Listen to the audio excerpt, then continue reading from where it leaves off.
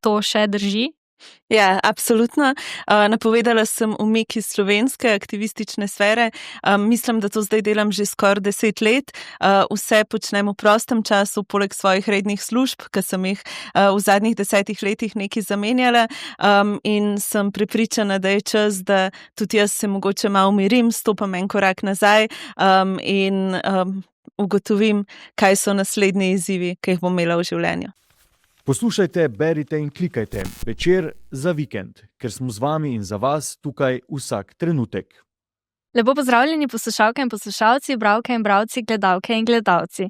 To je Večer za vikend, daljša različica našega dnevnega podcasta Večer je zjutraj, ki ga dostavljamo ob delovnikih in ki mu lahko prisluhnete na vseh platformah za podcast, Spotifyju, Apple Podcast, na naši spletni strani, na YouTubu in še kje. Danes je z mano direktorica Inštituta 8. marec in koordinatorka kampanje My Voice, My Choice za dostopen in varen splav, Nika Kovač. Živja. Nika, zdravo. Hej. Hvala, da ste si vzeli čas za obisk v Mariboru. Ful z veseljem. Če začnemo kar pri kampanji My Voice, My Choice, to je kampanja, ki je torej zadnja, najnovejša Inštituta 8. marec in ste jo pripravljali 3 leta. In napovedali ste, da je torej to vaša zadnja, da se boste potem umaknili iz aktivistične sfere. To še drži? Ja, absolutno. Napovedala sem umik iz slovenske aktivistične sfere. Mislim, da to zdaj delam že skoraj 10 let. Vse počnem v prostem času, poleg svojih rednih služb, ki sem jih v zadnjih 10 letih nekaj zamenjala. In sem prepričana, da je čas, da tudi jaz se mogoče malo umirim, stopam en korak nazaj in ugotovim, kaj so naslednji izzivi, ki jih bom imela v življenju. Že veste, kaj so ti naslednji izzivi, že imate načrt, kaj boste počeli sedaj? Če si iskreno, ta trenutek še ne. Kampanja My Voice, My Choice bo trajala še nekaj časa. Najprej 2. marca se o tem odloča Evropska komisija, potem pač odvisno od odgovora Evropske komisije sledi še prepričevanje posameznih držav, da se pridružijo temu finančnemu mehanizmu. Tako da vsaj še nekaj mesecev bom pač se posvečala My Voice, My Choice. In tako kot vedno rečem, v primeru, da se v Slovenijo vrne neka avtoritarna oblast, bom najverjetneje spet na ulicah fajtala. Če pa ne, pa si jaz odvedno želim imeti svojo knjigarno, delati s knjigami, pisati, čaka me doktorat, tako da planov je ogromno. Knjigarna s kavarno ste nekje rekli, ne, je želja? Ja, jaz sem si vedno želela imeti knjigarno, kjer bi bila v bistvu kavarna, ki ima torte, ki imajo imena po romanih. In tudi moje najljubše študentsko delo je bilo, ko sem prodajala v konzorciju. In to sem delala kar nekaj časa, pa na knjižnem sejmu, in Majda Kneg, ki je knjigarnarka v konzorciju, mi je potem še nekaj časa nosila sezname knjig, ki jih moram prebrati, in to je bil pač meni en res tak sanjski poklic, da si nekje pa se v knjigah pogovarjaš. Prej ste rekli, torej to delate prostovoljno zadnjih 10 let ob vseh drugih službah. Katere so te še druge službe? Ne, se mi zdi, da v javnosti je ustvarjena neka predstava, torej vi ste aktivistka, 8. marec, da vas to tudi plačuje, da je tu vaš zaslužek. Ja, jaz sem se odločila, da bom zadnja, ki bo v Inštitutu 8. marec dobila denar in da bojo pred mano vsi drugi plačani.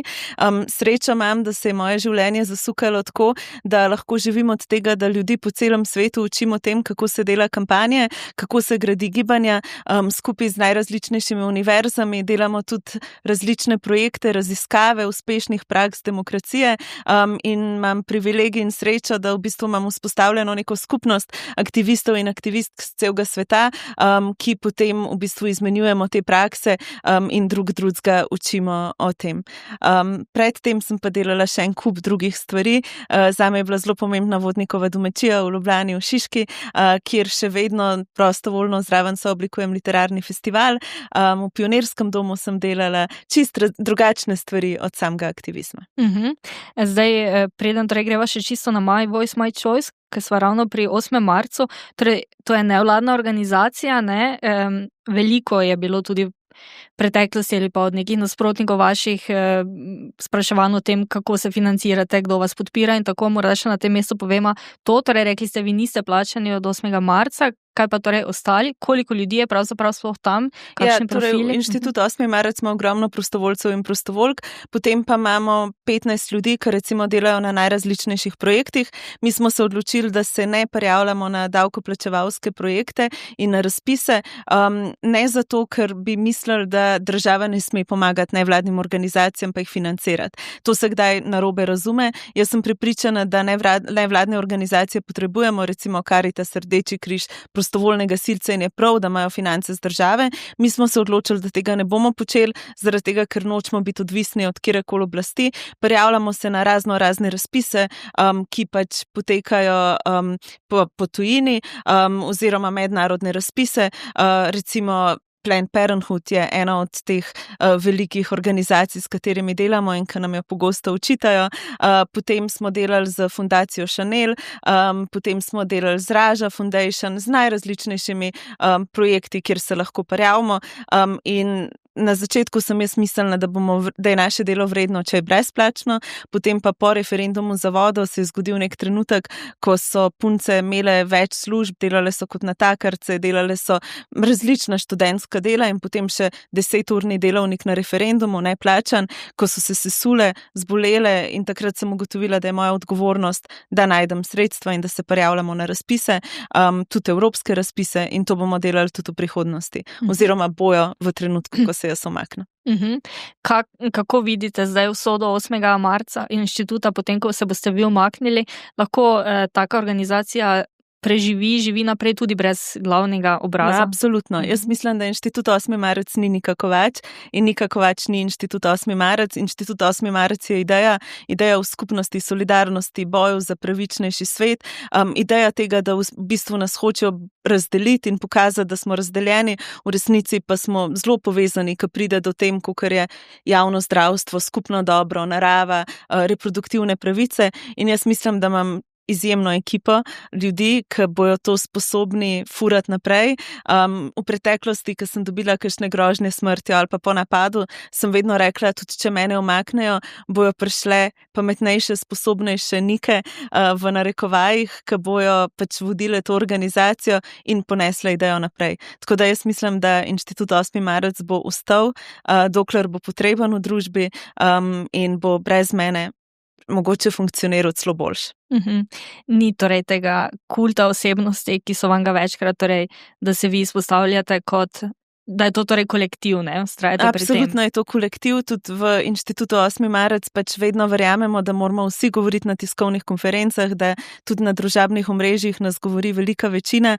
Na začetku pri prvih kampanjah sem se jaz odločila, da se ne bom sploh izpostavljala, recimo nekaj, kar se pogosto ne opazuje, da pri referendumu za čisto in pitno vodo, jaz sem vodila to kampanjo, ampak prvič sem govorila za medije na koncu, takrat, ko so bili rezultati, predtem nisem bila na soočenjih, nisem dajala intervjujev, potem pa se je pač tudi zgodil ta nek medijski moment mene in smo se odločili, da pač bom valjda ene stvari govorila jaz, ampak načeloma pa v inštitutu je ogromno pač čudovitih ljudi, ki so govorili zdaj in v Evropskem parlamentu, in na raznih sestankih, intervjujih, tako da mislim, da ni tle skrbi.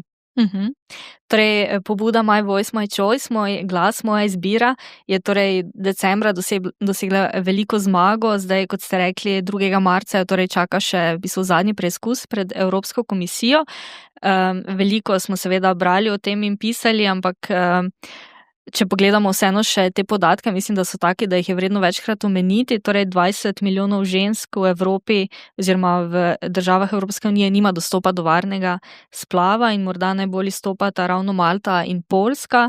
Torej, na Malti je splav dovoljen zgolj v primeru, ko je ogroženo življenje ženske, na Poljskem pa torej dovoljen v primeru posilstva in cesta oziroma ko je ogroženo življenje ženske. Ne? Vi ste torej najprej zbrali 100 oziroma 1,2 milijona podpisov, veliko ste hodili po terenu, tudi po državah Evrope, ste bili tudi na Poljskem, na Malti, ste govorili tam z ženskami, morda kakšne izkušnje, kaj so vam povedali sogovornice? Torej, v resnici jaz sem se za kampanjo odločila, ko sem živela v New Yorku in sem v New Yorku bila takrat, ko se je ustavno sodišče odločilo, da ženskam odvzame reproduktivne pravice. Zame je bilo to tako res šokantno, zaradi tega, ker jaz do takrat nisem razumela, da so priborjene pravice lahko odvzete. In takrat sem opazovala pač neko to zmedenost ljudi, zmedenost aktivistov, aktivistk, tako popoln šok, nemoč. In z mano je bila takrat v Ameriki ena mojih najboljših prijatelj, Sara Durja, in skupaj sva se pogovarjali, tako res sva postali obsedeni z idejo, kaj narediti, da se v Evropi zaščitijo reproduktivne pravice. Ona se je odločila, da se bo lotila zgodbe lokalno in začela s peticijo, da se splav vpiše v francosko ustavo. Kasneje je zmagala in smo dobili pač potem še eno državo, ki ima splav ustavi. Marsikdo ne ve, da je bila naša ustava inspiracija za to, kar so oni naredili. Jaz pa sem se odločila, da začnem s kampanjo na ravni Evropske unije. In takrat smo mi v bistvu ugotovili, da je popolna štala, da stvari ne delujejo, da 20 milijonov žensk nima dostopa do splava. Tako kot je bilo že omenjeno, Malta, recimo, meni je neverjetno v primeru incesta, pedofilije, splav pač je še vedno prepovedan.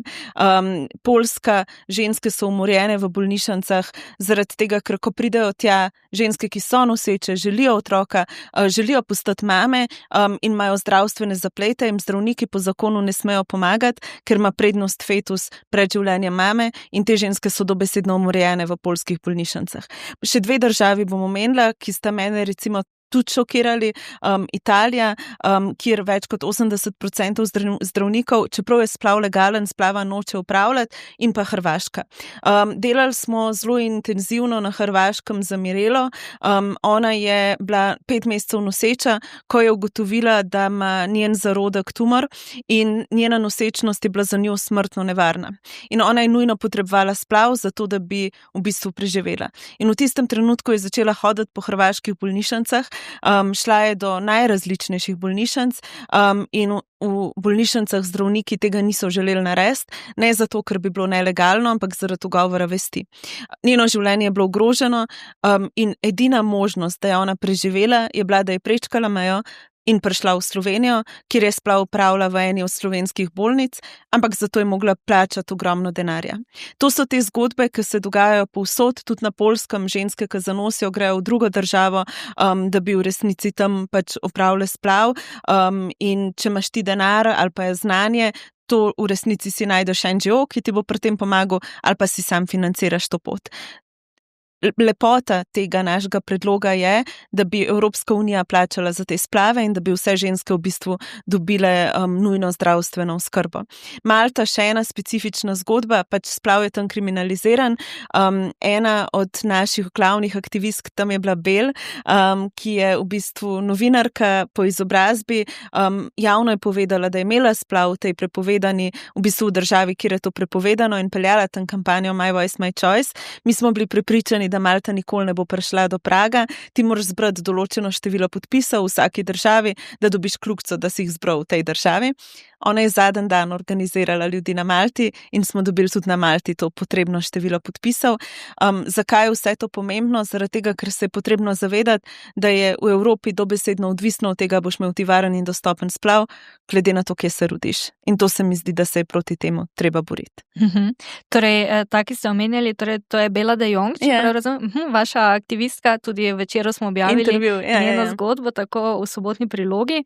In je torej rekla, da je ona bila v bistvu na Nizozemskem takrat in je torej na Nizozemskem opravila splav, sicer torej na Malti to ne bi bilo mogoče. Torej, rekli ste, bili ste na terenu. Ja, bila sem recimo na Poljskem in tam govorila z ženskami. Ena od zgodb, če lahko še to mogoče povem, kaj mene res šokirala. Spoznala sem tam eno od žensk, ki dela v nevladni organizaciji, ki se imenuje Abortion Dream Team. In v bistvu, kaj one počnejo, je, da pošljajo ljudem tabletke za izvedbo splava, če jih potrebujejo, kar je tam tudi nelegalno. In njihova direktorica je poslala tabletko ženski, ki je bila žrtev družinskega nasilja, ki jo je mož pretepil, in ona, ko je zanosila, je vedela, da noče roditi, ker se bo otrok rodil v to nasilno družino. Mož je našel doma paket s tabletko, prijavil to policiji in zdaj tej aktivistki zaradi tega grozi zaporna kazen. To je pač realnost teh držav in to je v bistvu realnost pač popolne kontrole nad ženskim telesom. Zdaj, če pogledava konkretno, če bo torej to sprejeto tudi pri Evropski komisiji, kaj torej to pomeni za neko žensko, torej recimo iz Hrvaške, ne, če pogledamo nam blizu, kaj bo torej za njo ta realnost in kaj to pomeni tudi za državo Slovenijo, ne, rekli ste, to gre v bistvu za prostovoljni finančni sistem oziroma... Ja, vsaka država se lahko javi, da izvaja te splave za ljudi, ki jih ne morejo imeti v svoji državi. In recimo v Brežice prihaja ogromno Hrvatic. Kaj bi ta finančni mehanizem pomenil? Da procesi, ki se dogajajo recimo v Brežicah, so plačani strani Evropske unije in da ženska na Hrvaškem pripotuje v Slovenijo in dobi plačan postopek. Zakaj je to pomembno? Ker jaz mislim, da splav ne sme biti razredno vprašanje, ne sme biti povezano s tem, a imaš ti sredstva, da potuješ nekam v neko privatno kliniko, ampak vsak, ki se znajde v tej situaciji, mora imeti enake možnosti, da dobi nujno zdravstveno oskrbo. Zakaj je pomembno, da so te mehanizmi prostovoljni, torej da se države same odločajo, se bojo temu priključile ali ne? Zaradi tega, ker v resnici ti z strani Evropske unije ne moreš spreminjati nacionalnih zakonov. Ti ne smeš reči, mi smo zelo naivno mislili, ko smo začeli kampanjo, pa zakaj nihče ne reče, vse države morajo imeti legalen splav in Bruselj bi to rekel in to bi se zgodilo. To, po evropskem pravu to ni mogoče, lahko pa se predlaga neke mehanizme, kamor se države priključijo, ki potem v bistvu pomagajo. Sociologinja Metka Mencin, ki je bila vaša sopotnica torej te kampanje in je tudi simbolično dala prvega izmed potem kasneje 1,2 milijona podpisov, je za Večer ocenila, da se je v boju za ženske pravice, da so se dogajali nenehno spotikanje, napadi na zagovornice in zagovornike dostopnosti varnega abortusa, nenehno zbujanje krivde ženskam, ki razmišljajo, že to zadostuje, o umetni prekinitvi nosečnosti. In ob tem nasprotniki govorijo z enim takim paternalističnim govorom. Tako je dejala Metka Mencin, ste občutili to med kampanjo, ker po nekih drugih podatkih, oziroma sem tudi zasledila marsikje, da v resnici prevladujoče javno mnenje v Sloveniji torej je naklonjeno pravici do splava in da to vprašanje ne razdvaja javnosti tako zelo, kot se lahko včasih zdi. Ja, najprej bi jaz rekla, da mi imamo v Sloveniji tako srečo za našo v bistvu dediščino feministk iz preteklosti. Mi v inštitutu res ful verjamemo, da edini boj skupen je medgeneracijski in v resnici to, kar so naredile ženske ob slovenski osamosvojitvi, ko so uspele povezati pač oba politična pola, lev in desen, z neko idejo pač naše ustave, ki v bistvu daje možnost svobodnega odločanja o rojstvu otrok, je nekaj tako lepega v svetovni zgodovini, da se mi zdi, da se o tem res premalo govori in zato se je nam zdelo pomembno, da so ženske, kakor je Metka Mencin, Milica Antič Gaber, Sonja Lokar res vpete v ta naš boj. Spotikanj, napadov, pač ogromno. V resnici se je treba zavedati, da pravico do svobodnega odločanja o rojstvu otrok kontinuirano napadajo pač neke majhne organizirane skupine, ki so zelo dobro financirane, zelo dobro organizirane in počnejo najrazličnejše stvari. Čisto konkretno pri nas, kaj vse se je dogajalo, od tega, da so napadali naše stojnice, kjer smo zbirali podpise, do nekih spletnih groženj. Jaz domov dobivam kartice z slikami zarodkov, do tega, da so pač organizirali neke tiskovne konference v Evropskem parlamentu, kjer so v nas širili laži, do nekih bizarnosti, da naj bi mi preprodali otroške organe in spodbujali pač abortivni turizem. Vse to počnejo in noro glasni so. Potem pa ti pogledaš javnomnenjske raziskave in v bistvu ugotoviš, da v vseh državah Evrope, razen v Malti, je podpora splavu več kot 75%, v Malti pa več kot 50%. Kar v bistvu pomeni, da je to pač neka tema, ki je univerzalna, ki povezuje, ki združuje ljudi in je samo tam neka manjšina toliko organizirana, da nas prepriča, da nas to res deli. In tudi recimo v Evropskem parlamentu, ko smo zmagali zato, ker so se povezale poslanke konzervativne stranke, leve stranke in vsega vmes. In tudi, ko smo zmagali, so se te ženske, moški med sabo objemali, proslavljali. To je bila pač neka ful velika skupnost. Ne? In zdi se mi pomembno, da v resnici nas ta majhna organizirana skupina ne zavede. Hkrati pa Alenka, prijateljica iz inštituta, vedno ful dobro reče, predstavljaj si, da bi bila kjerkoli tema na svetu toliko široko podprta, kakor so reproduktivne pravice. Da bi ti dobil javnomnenjske raziskave z vsemi temi številkami, pa če se ne bi šlo za temo, ki ne bi bila povezana z kontrolo ženskega telesa, koliko bi se politiki borili, da te teme zagovarjajo. Zato, ker se pa gre za neko kontrolo nad ženskim telesom, ker se gre za pravico do svobodnega odločanja, ker se gre za boj proti patriarhatu na nek način, pa nas še vedno prepričujejo, kako to deli. In mislim, da je največji uspeh My Voice, My Choice, da smo pokazali, da je to pač mit. Kako potem bi sami definirali danes tudi po vsem tem in nasploh, feminizem, kaj je za vas feminizem, se tega še vedno drži neka negativna konotacija? Ja, obstaja več različnih oblik feminizma.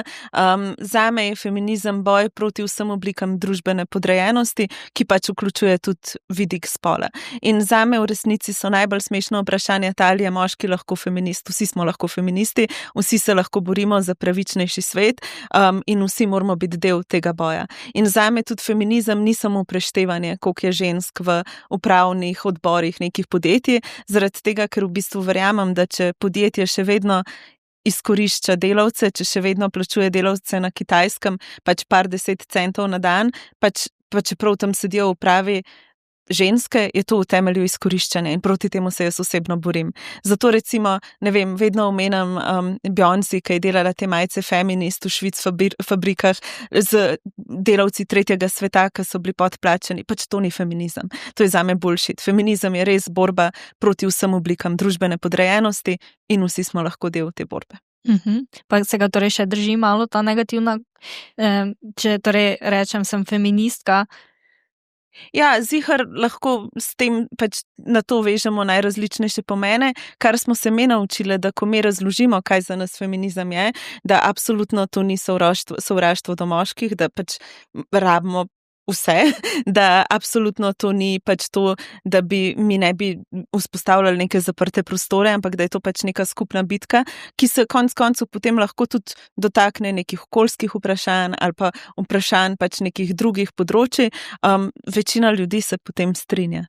Tako da jaz mislim, da v resnici tudi tukaj v končni fazi mislim, da vsak od nas se bo na koncu dneva strinjal, da moramo vsi živeti dostojno življenje in imeti enake možnosti.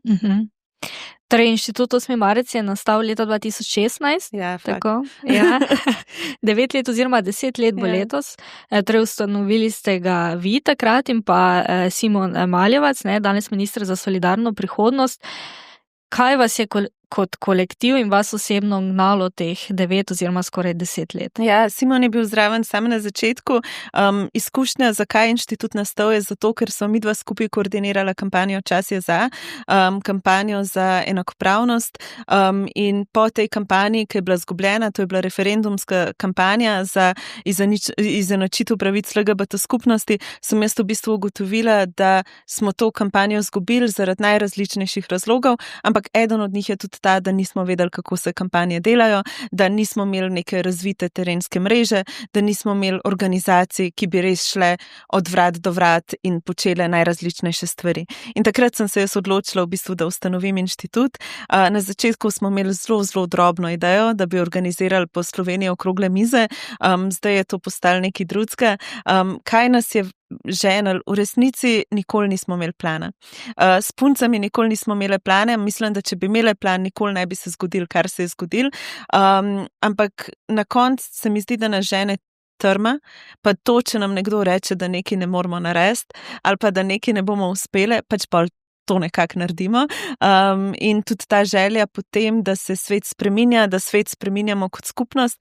In najlepše, mi smo spremenili več kot 15 zakonov v različnih kampanjah in najlepše je to, da se pri teh kampanjah povezuje leva, desna, ljudje, ki volijo levo, desno, ljudje, ki volijo sredino. Ni važno, kdo je, povežemo se glede tem. Recimo kampanja za čist zrak v Anhovem je bila zame ena najlepših kampanj. Delali smo jo z izjemno konzervativnimi prebivalci Anhovga. Borili smo se za to, da bi imeli tam čist zrak, da bi nehali umirati, da kapital ne bi več izkoriščal tega okolja. Skupaj zmagali in razvili pač neko lepo prijateljstvo in to so te stvari, ki te ženejo naprej, da vidiš, da se da stvari spremeniti, če stopimo skupaj in če nekaj naredimo. Nekaj ste dejali, da so bili prebivalci Anhovega tisti, ki so se obrnili na vas. Je bil to morda tisti trenutek, ko ste ugotovili, da ste neka referenčna točka oziroma nekdo, na kogar se ljudje imajo občutek, da se lahko zanesejo? Ja, mi dobimo tako ogromno mailov, sporočil vedno znova in to je nam pomembno, ker v resnici tudi teme, ki se jih lotevamo načeloma tako, da pridejo nekako od ljudi. Da ko ljudje opazijo, da se dogaja nek problem nekje, da pridejo do nas, da nam povejo, vidimo, s kom se lahko povežemo in potem nekaj naredimo. Mislim, da je bil za nas taka prelomna točka najprej kampanja za redefinicijo kaznivega dejanja posilstva, ki smo jo vodile skupaj z nevladnimi organizacijami po celi Sloveniji. Tam smo se naučile, da v resnici zgodba je bila zelo v bistvu nenavadna. Začela se je kampanja pod Šarčevo vlado, potem je nastopila Janševa vlada in vsi so nam svetovali, naj nehamo pod Janševo vlado. Nam se je pa zdelo, zakaj, če verjetno se cela Slovenija strinja, da je spolno nadlegovanje in nasilje nedopustno, da do tega ne sme prihajati, in smo se odločili, da bomo s kampanjo nadaljevali. Pripravili smo zakon za redefinicijo kaznivega dejanja posilstva, zbrali 5000 podpisov, ki jih moraš zbrati, da zakon lahko predložiš v Državni zbor, in potem skupaj z žrtvami šle od poslanske skupine do poslanske skupine in se z njimi pogovarjali o tem, kaj se jim dogaja. In takrat se je zgodil en zelo lep moment. Podprvala nas je Iva Dimic iz NSI-ja. Prva je bila, ki je rekla, jaz podpiram ta zakon. Potem se je pridružila Nataša Sukič iz Levice, ki je tudi rekla, jaz tudi zraven stojim, in v bistvu sta te dve ženski potem zraven privlekli takrat praktično cel Državni zbor in pod Janševo vlado se je zgodila neka ta skupna zgodba, ki je prinesla to konkretno spremembo definicije posilstva. In meni je najlepše, ko zdaj se pogovarjamo kdaj z žrtvami, ko kdo kaj omeni in reče, postopki so drugačni zaradi tega zakona, mogoče je malo več pravice na svetu in mogoče se kdaj komu kaj groznega zaradi nas ne bo zgodil. Je bil pa za nas to zelo velik premik, ker smo takrat ugotovili, da smo imeli preveč predsodkov in da v resnici obstaja možnost vzpostavljanja nekih širokih koalicij za družbeno spremembo, od leve do desne. Tudi recimo naš zakon za brezplačna šolska kosila so podprli praktično vsi, tudi na koncu zakon za čist zrak v Anhovem enako in spet zdaj v Evropskem parlamentu. In to je nekaj, kar je nam lepo, ta nek trenutek povezovanja, kakor se je pa tudi zgodil pri referendumu za čisto pitno vodo. Obstaja kakšna rana v tej skoraj 10-letni zgodovini inštituta, nekaj, kar vam ni uspelo, kot ste si zamislili, oziroma nekaj, kar je ostalo nenagovorjeno? Mi do zdaj nismo izgubili še niti ene kampanje, kar se mi zdi, da je predvsem posledica tega, da ko izgubimo, to ni konc in da pač rinemo dalje in da gremo do konca.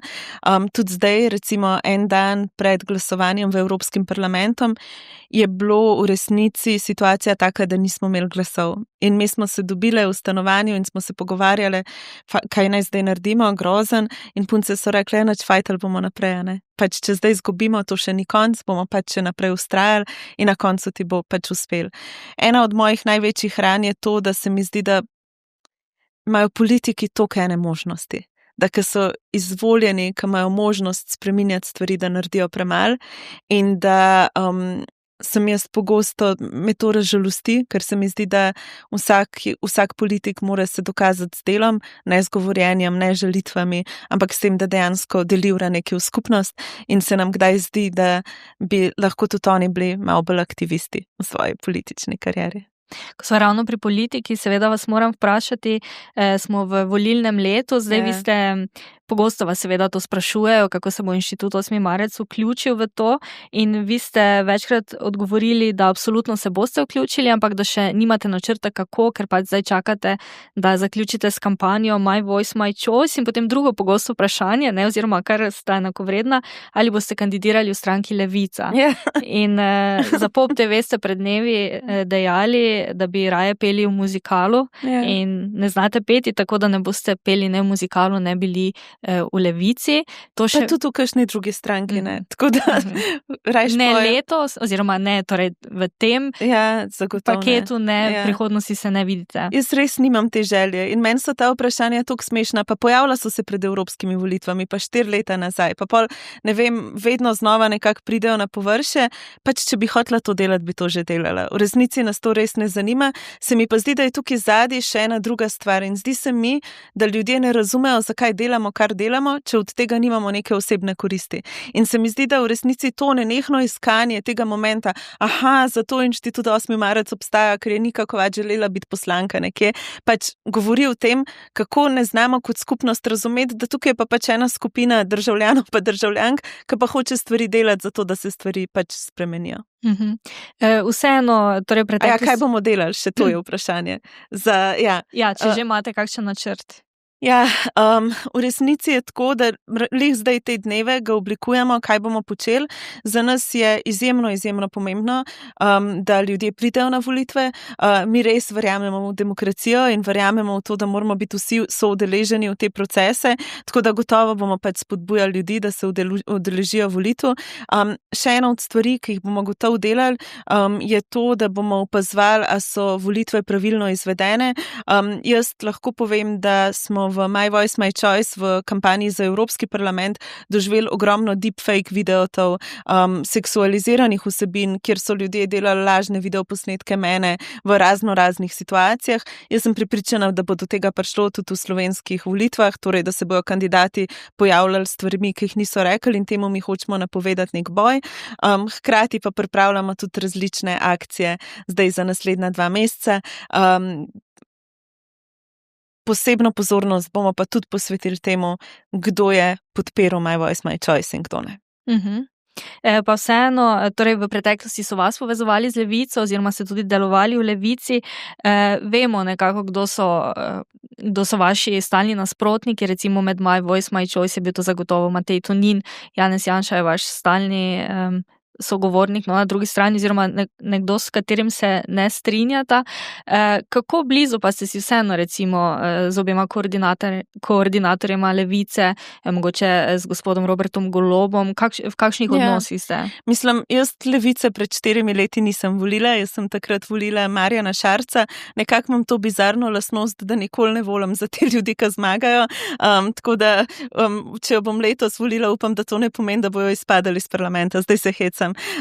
Pač mi vedno komuniciramo z vsemi politiki in tudi glede tega smo transparentni, v resnici tako delamo, da kadarkoli se lotimo ene teme, pošljemo vabilo na sestank na vse poslanske skupine, tisti, ki se z nami želijo sestati, se sestanejo in z njimi skupaj delamo, tako kot sem rekla, v preteklosti je bil to tudi NSI, tudi pri nekaterih zakonih nas je podpiral SDS in tudi pač te stranke, ki so zdaj v vladi.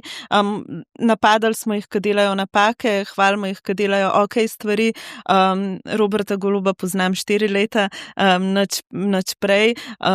Spomnim se, da ko so me prvič novinarji klicali, jaz sem takrat živela v Ameriki in so me vprašali, kako komentiram, da Golob ustanavlja stranko. Sem najprej mislila, da je to Tadej Golob, potem so mi rekli, da to ni Tadej Golob, sem mislila, da je Anja Zak Golob in mi je bilo to res čuden. Potem so mi pa razložili, ne, pojavil se je nek Robert Golob, tako da toliko nisem poznala Roberta Goloba. Asto poznam že, 10-12 let, zaradi tega, ker jaz sem bila v Levici, potem sem izstopila zelo hitro, ker se nisem prepoznala v tej zgodbi, tako da z njo imam tudi pač nek prijateljski odnos, ampak daleč od tega, da bi lahko vplivala karkoli na to, kaj oni počnejo. Omenili ste Ameriko, tam ste torej živeli leto dni, torej to je s pomočjo te štipendije preko fundacije, torej bivšega predsednika Baracka Obame. Kaj vam je dala Amerika, kakšen kulturni šok je bil to morda za vas? Tudi omenili ste že večkrat, torej recimo My Voice, My Choice je torej dobila idejo pravzaprav prav tam. Ja. To je bilo najlepše leto po mojega življenja. Jaz si nikoli nisem predstavljala, da bom imela možnost se preseliti v Ameriko, da mi bojo plačali tam stanovanje, da bom imela štipendijo, da bom lahko spet študirala na univerzi. Ampak ugotovila sem, da imamo mi toliko boljših stvari kot Amerika. In od tega, da sem bila jaz takrat šokirana, pa takrat so bili demokrati na oblasti. Tako pogosto mi rečejo, ti nikoli ne kritiziraš pač demokratov, zaradi tega, ker si bila del Obamove fundacije. To ni res. Jaz mislim, da so oni zakuhali ogromno vojn in naredili ful škode. Tako da takrat že, ko sem bila jaz tam, sem bila šokirana nad tem, kako ne moreš dobiti zdravnika, kako ljudje, ki imajo, jaz imam sladkorno bolezen tipa 1, odkar sem stara 5 let, vsak mesec sem mogla leteti domov, da sem dobila inzulin, zaradi tega, ker je bilo to cenejše, kot da bi dobila inzulin, ki je zame življenjsko pomemben v Ameriki. Šokiral me je, koliko stane šolnina, da ti greš na magisterij ali pa da greš na diplomo ali pa na doktorat in da v resnici vsebine na Kolumbiji niso kaj dosti boljše kot na filofaksu, ki je pač zastonj. Šokirale so me razredne razlike v samem mestu. Ti lahko pač narediš 10 korakov in prideš od stanovanj, ki so pač najbolj luksuzna, do ljudi, ki so na ki so na cesti in ne morejo preživeti. Hkrati pa sem se pač zaljubila v New York. Zaljubila sem se v to raznolikost, v to, da je mesto skozi živo, v kulturo, v galerije, v knjigarne, v aktivistična gibanja. Pač New York pa Amerika ima res zgodovino aktivističnih bojev, ful sem se naučila od tega. Zdaj pa z zaskrbljenostjo opažam, kaj se je zgodilo v Ameriki. In tukaj se mi zdi, da moramo biti ful jasni. Trump je bil izvoljen z lažmi o tem, da bo končal vojno. Pač demokrati so zafrknili vse, kar se tiče genocida. In on je v bistvu to vstopil z neko mirovniško obljubo. Je pa edini predsednik, ki je začel, 7 vojn, odkar pač predseduje z obljubo, da bo zmanjšal stroške. Stroški so še večji. In par dni nazaj smo videli pač grozljiv uboj mame 6-letnega otroka strani agentov pač njihove antimigracijske službe. Agentje ICE vstopajo v razne kraje in dobesedno ugrabljajo in nasilno deportirajo ljudi. Ona se jim je postavila v bistvu z avtom po robu, so vstopali in jo ustrelili v glavo. Trump pa zdaj laže, da so to naredili v samoobrambi, čeprav vsi vidimo video posnetke. Torej, kar pač hočem reči je, da Amerika je eno veliko razčaranje, pač kraj, kjer se najbolj intenzivno vidi beda kapitalizma, hkrati pa ima pač nek svoj čar. Jaz zdaj tja ne hodim, ampak recimo imam Danijeva zmaga v New Yorku, pač pa vsem kaže na to, da v končni fazi si tudi oni želijo zdravstva, najemnin, ki si jih lahko prvoščimo, skrbi za otroke. Želela sem vas potem čisto na koncu vprašati, kaj so mogoče neke glavne skrbi vaše generacije, tudi vi, kaj vas najbolj skrbi. Potem pa zdaj, ko smo se pogovarjali o Ameriki in ko spremljamo vse te novice glede Venezuele, glede Grenlandije, se mi včasih zazdi, kako so vse te težave, za katere si mislim, da bi jih našteli, seveda pomembne in relevantne, ampak tako zelo male, ko se pogovarjamo o tem, da je v bistvu mogoče skaliti, torej ta nek mir ali pa vsaj nek mir, ki se zadeva nas ali pa neko utopijo ali pa iluzijo, da nek mir na svetu še je, ne? Ja, pa v resnici zame najbolj grozljiva zgodba je bila Gaza in genocid v Gazi.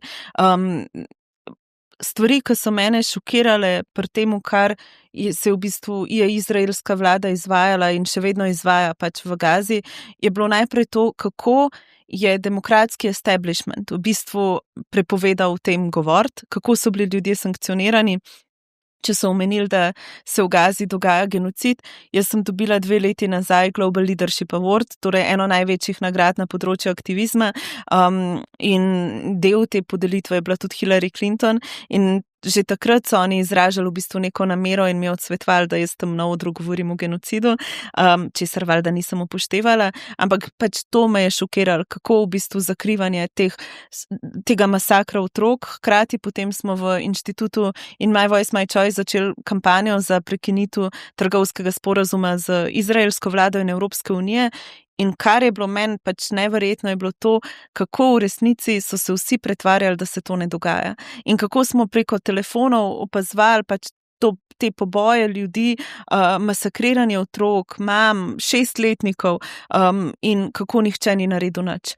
In to je nekaj, kar je zame v bistvu pač črni madež te naše sodobnosti.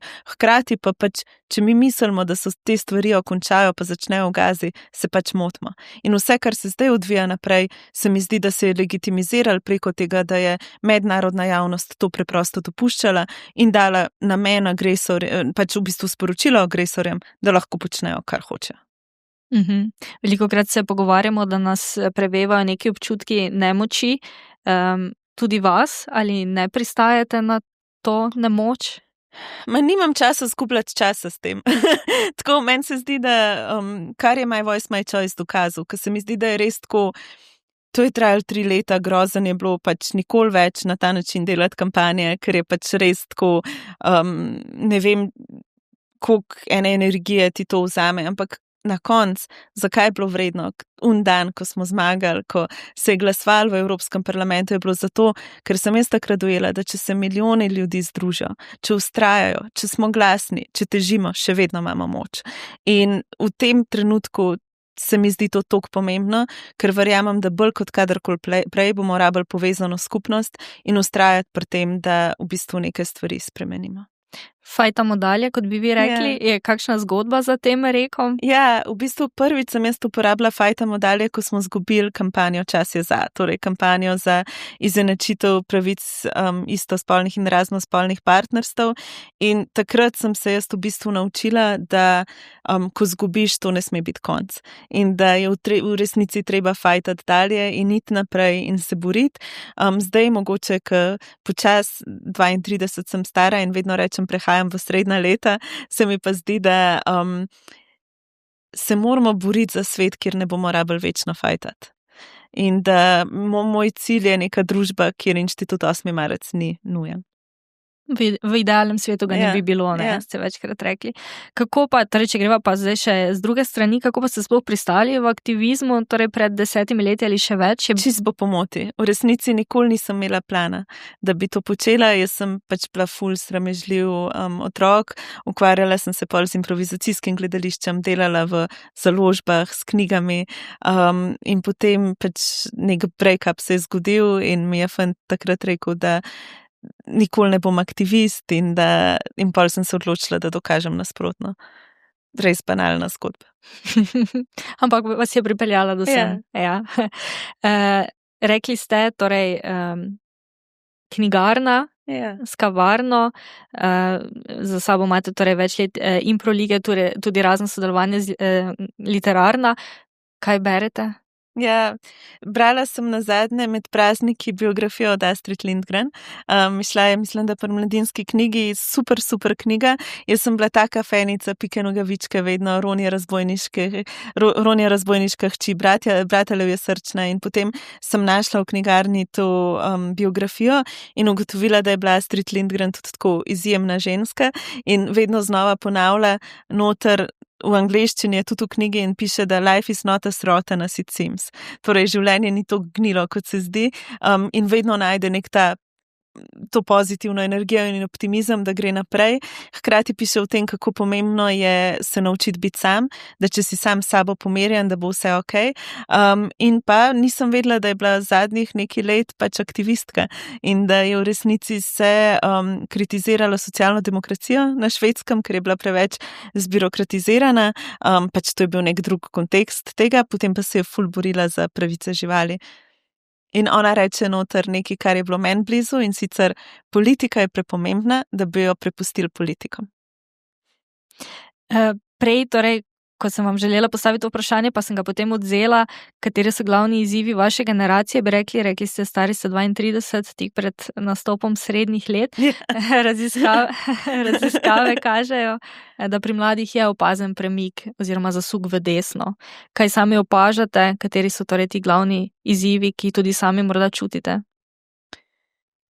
Ful sem se pogovarjala o tem s prijatelji po tujini. Jaz mislim, da do tega prihaja zaradi tega, ker včasih, pa zdaj ne govorim o Sloveniji, govorim v zelo širših trendih, da sredinske vlade veliko obljubijo veliko je projicirano v njih, pa ne pride do nekih realizacij. In potem, kadar pač ne pride do nekih realizacij, kadar ljudje živijo slabo, se bojo obrnili v neke populistične prazne obljube, ki se na koncu ne uresničijo. Hkrati se mi pa zdi, da vseeno ne smemo pozabiti, da se dogajajo po svetu tudi premiki v neko drugačno družbo. Pač jaz vedno omenjam to, da jim je v Franciji uspelo ustavo vpisati splav. Zdaj se mi zdi, da so newyorške lokalne volitve neka taka zgodba, ki je pokazala, da se ljudje lahko tudi povežejo okrog idej solidarnosti, skupnosti. Se mi pa zdi pomembno tudi to, da nismo leni in da v resnici vedno znova govorimo o tem, kar nas more v družbi povezovati in kar pač nas more vleči naprej. In tukaj se mi zdi, da kdaj mogoče pustimo preveč prostora sovraštvu in se premalo, in vedno je potem neka ta tiha večina, ki ne spregovori. Še čisto na koncu smo v Mariboru, Vi ste rojeni v Mariboru, tu imate stare starše. Kakšen je vaš odnos do tega mesta, se radi vračate? Jaz danes sem v Maribor pripeljala 2 svoja prijatelja iz Gruzije, ki sta slučajno na obisku v Sloveniji. In jaz sem njima govorila, da je to najlepše mesto na svetu in da zdaj prihajate v najlepše in najboljše mesto na svetu. In en od njih se je hecel, ti si nam to tako opisala, kada v Benetke prihajamo, ampak zame to pač je najlepše mesto na svetu. Prvič zaradi tega, ker je pač moj dom je pri babi pa dediju, ona dva sta me marsikaj naučila skupaj z mami in valjda tudi očetom, ampak predvsem ona dva sta bila ta lepši del mojega otroštva. Vem, da sva z dedijem hodila v Mariborski park in pač se vedno tukaj, bila sem zelo veliko v Mariboru. Drugič, pač to je prostor, kjer me vedno razvajajo in kjer sem samo Nika. Tretjič pa se mi zdi, da pač so ljudje v Mariboru pač toliko fini, da se res rada vrnem in tudi kdaj pridem v Slovenijo za par dni in sploh ne grem v Ljubljano in grem takoj k babi pa dediju. Greste v najlepše mesto na svetu. Najlepše mesto na svetu. Krasno bomo zaključili s to lepo mislijo. Hvala, Nika, da ste bili naša gostja. Hvala. Vse oči so torej zdaj odprte oziroma čakamo torej na 2. marec. Tako. Hvala lepa še enkrat. Srečno torej 2. marca in naprej. Hvala tudi vam, da ste zdržali z nami. Moje ime je Tjaša Gajšek. Sedaj seveda, kot ste že navajeni, sledi še napovednik tega, kaj boste v večeru lahko brali v soboto in v nedeljo. Poslušajte, berite in klikajte Večer za vikend, ker smo z vami in za vas tukaj vsak trenutek. Zdravo, to so teme, ki smo jih pripravili za vikend branje. Dobrodošli pred verjo novega svetovnega reda je obsežno analizo v prilogi v soboto naslovil mednarodni politolog dr. Faris Kočan. Gaza, Ukrajina, zdaj še Venezuela in tako naprej so točke, kjer izginja staro in nastaja novo. Mednarodni red, v katerem pravo ne omejuje delovanja, temveč postaja slovar, ni nastal čez noč. Nastal je postopoma, tudi z evropskim molkom, pragmatizmom in udobjem. O aktualnih globalnih žariščih smo se pogovarjali tudi z izkušenim TV dopisnikom, urednikom in poznavalcem mednarodnih zadev Urošem Lipuškom. Kako leta 2026 zmagati na volitvah? Kaj bo odločalo, kaj bo prelomno? Katera vprašanja si bodo volivci in volivke zastavljali, kako nas bodo politiki prepričevali? Koliko je še ostalo od klasičnih političnih kampanj? Se še deli predvolilni golaž? Koliko vpliva še imajo TV soočanja in kakšen okus imajo predvolilni bombončki? Na dolgem času res obilno zasneženo Mariborsko Pohorje smo se odpravili z teptalci prog, z delavci, ki skrbijo, da je vsak nov dan vse nared za smučarske in druge užitke. Kaj in kako delajo, kaj vse je potrebno, da vse štima? V reportaži za vikend. V aktualni številki Večera v nedeljo pa preberite. Bili smo na predstavitvi knjige Nataše Privošnik, Je moje življenje gora, ki pripoveduje njeno ganljivo življenjsko zgodbo. Kljub številnim zdravstvenim izzivom in operacijam je namreč našla novo življenjsko moč v gorah, ki jih je začela osvajati pri 50 letih. Ne gre za kroniko bolezni, temveč za iskreno spodbudo vsem, ki se znajdejo na robu. Iz sveta športa pa to, kapetan odbojkarske reprezentance Tine Urnaut po vrsto letih igranja za klube v tujino v sezoni 2025-26 igra za domači klub ACH Ljubljana, ki bije tekme med evropsko elito. Urnaut je v ekipo prinesel mirnost, izkušnje in vodstvo. Kljub zahtevni skupini Lige prvakov ostaja optimističen. Cilj pa je jasen. Konkurenčen ACH in nadaljevanje bogate kariere tudi po težki poškodbi. Dejaven pa je tudi širše. Ob koncu leta 2025 je postal tudi ambasador botrstva v športu. In še zgodba iz rubrike Temna plat. Na jugu Francije se je začelo sojenje 47-letniku, samooklicanemu hipnoterapevtu, obtoženemu, da je več let oziroma desetletij omamljal in spolno zlorabljal najmanj 14 žensk ter številne skrivaj snemal. Postopek, ki poteka za zaprtimi vrati, je znova odprl razpravo o spolnem nasilju, zlorabi zaupanja in nevarnosti slabo reguliranih alternativnih terapij. Vabljeni torej k branju tako sobotne kot nedeljske priloge.